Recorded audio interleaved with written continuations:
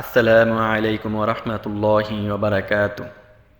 আলহামদুলিল্লাহ, আলহামদুলিল্লাহি রাব্বিল আলামিন।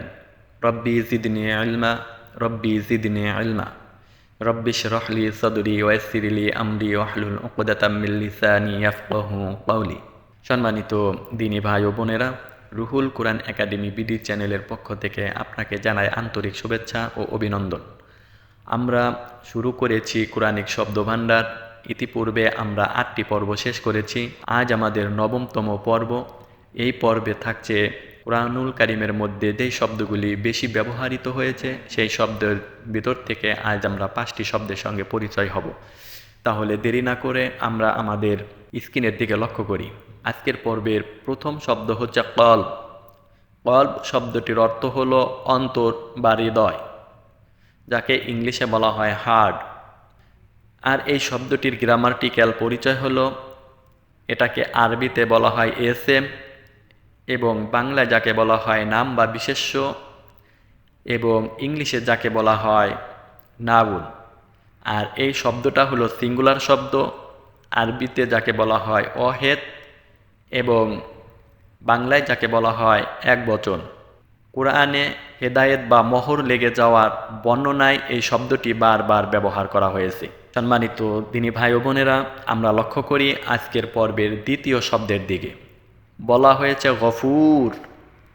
গফুর শব্দটির অর্থ হলো পরম ক্ষমাশীল। গফুর শব্দটির অর্থ কি? গফুর শব্দটির অর্থ হলো পরম ক্ষমাশীল, যাকে ইংলিশে বলা হয় অল ফরগিভিং। আর এই শব্দটির গ্রামাটিক্যাল পরিচয় হলো, এটি আল্লাহর একটি সিফাত বা গুণবাচক নাম, যাকে আরবিতে বলা হয় আসমা উল হুসনা। আর ইংলিশে যাকে বলা হয় অ্যাডজেক্টিভ। এর অর্থ যিনি বারবার ক্ষমা করেন এবং বান্দার পাপ গোপন করে রাখেন। তারপরে আমরা লক্ষ্য করি আজকের পর্বের ৩ নম্বর শব্দের দিকে। বলা হয়েছে তা'লামুনা।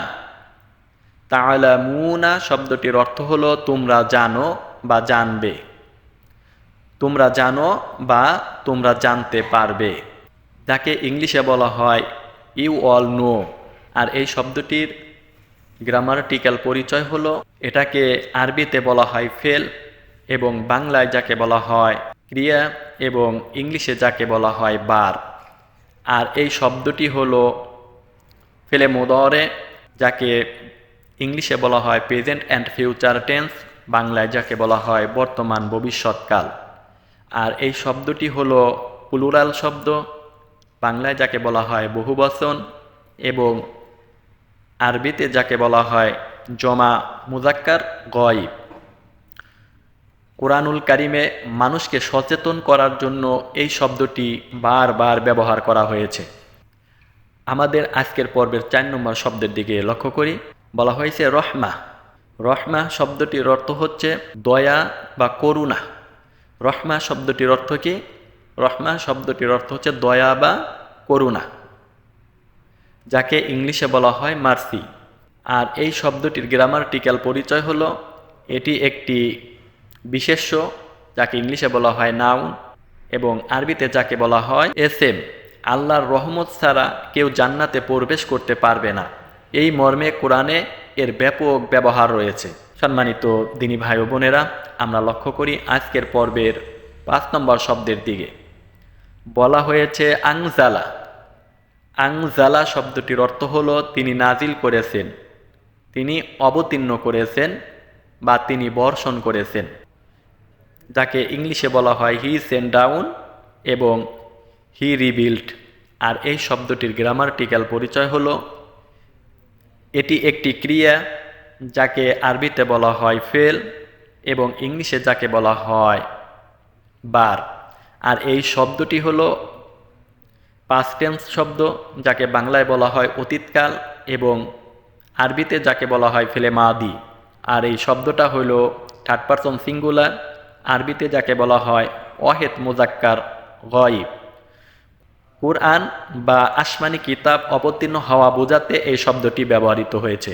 সম্মানিত দিনী ভাই ও বোনেরা, আমরা আজকের 5টি শব্দকে একটি টেবিলের মধ্যে রাখার চেষ্টা করেছি। আমরা কষ্ট করে এখান থেকে এই 5টি শব্দ সুন্দর মতো মুখস্থ করে নেওয়ার চেষ্টা করব।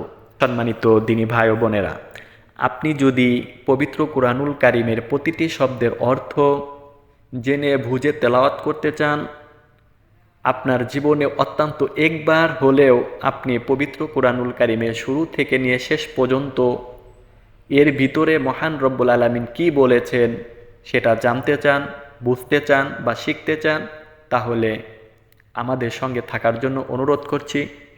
আর আপনি যদি মনে করেন আজকের এই ক্লাসটি অন্য কোনো দিনী ভাই বা বোনের উপকারে আসবে, তাহলে ভিডিওটিতে লাইক, কমেন্ট এবং শেয়ার করে অন্যকে দেখার সুযোগ করে দেবেন। আর আপনি যদি আমাদের চ্যানেলে নতুন হয়ে থাকেন, তাহলে রিকোয়েস্ট করব আমাদের চ্যানেলটি সাবস্ক্রাইব করে আমাদের সঙ্গে থাকার জন্য। আর আপনি যদি পূর্ব থেকেই সাবস্ক্রাইব করে আমাদের সঙ্গে যুক্ত হয়ে থাকেন, তাহলে আপনাকে অসংখ্য ধন্যবাদ। জাযাকাল্লাহু খাইর। আল্লাহ আপনাকে উত্তম প্রতিদান দান করুক। আমরা আজকের মতো এখানেই শেষ করছি। আসসালামু আলাইকুম ওয়া রাহমাতুল্লাহি ওয়া বারাকাতুহু।